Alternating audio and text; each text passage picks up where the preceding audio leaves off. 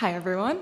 I'm Grace. I do AI research at Hex. We are a AI data analytics platform. And as such, I spend a lot of my time basically trying to get LLMs to do data analytics and data science better, which is really hard. And so a big part of what we think about is evals and experimentation. And lately, every time I look at a new public benchmark for data, I'm kind of struck by the same thing. Everything's made up, and the points don't matter. Roll credits, we're done. I'm just kidding. But what do we really mean by this? Well, today I'm going to talk a little bit about data benchmarks, where they are doing well and where we might be missing the mark. My thesis on benchmarking agents is very simple, and it's very much like what a lot of people talked about today. We should be testing these agents in environments that have the same level of realism as their eventual deployments. And as you'll find today, data is a uniquely poorly modeled field in frontier benchmarking. So before we get into that, though, what does a real frontier benchmark look like?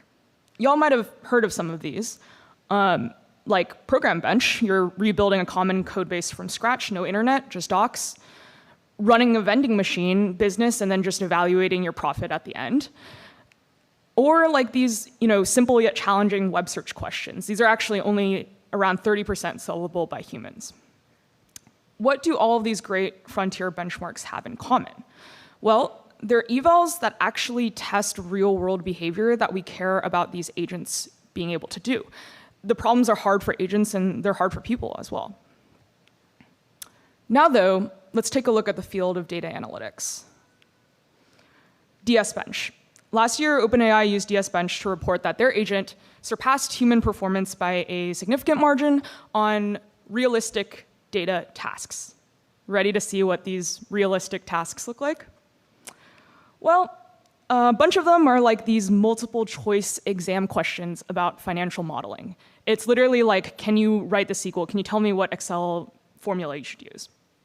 And then there's like a bunch of public Kaggle projects, including like this Scrabble word puzzle. It's totally crazy. And I think data analysts will tell you that this is not what their work looks like on the day-to-day. If this is what your work looks like, I'm sorry.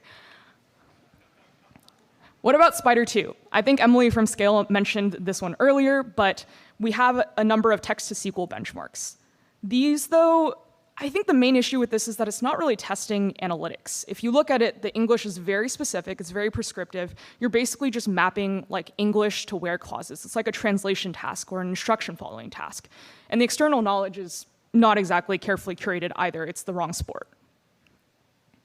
What about DabStep? This is a well-known set, and this question looks very straightforward. It's like pick a multiple choice question, what's the top country for fraud?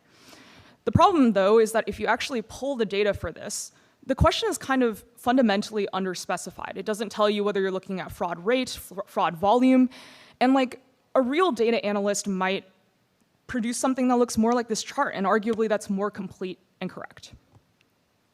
And so all of this is very hard. I don't want to dunk on everyone's work. They've done a lot of hard work here.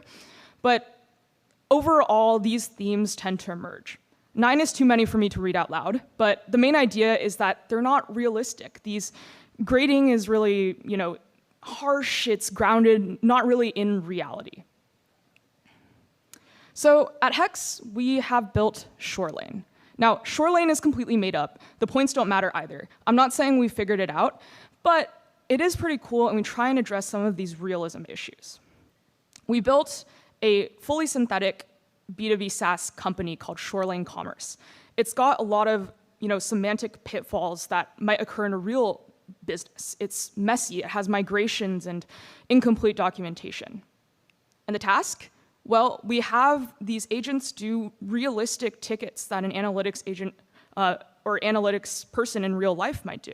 We evaluate on the entire train of thinking, on the tool efficiency, and the actual analytics that's going on.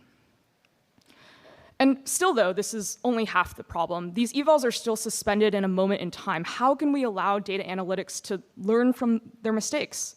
Well, unfortunately, that's pretty much the time I have for today. So if you're interested in hearing more, please follow us at hex.tech. You can also always reach out. And if you're interested on working with us, please reach out at our careers page. Thank you. Thank you so much.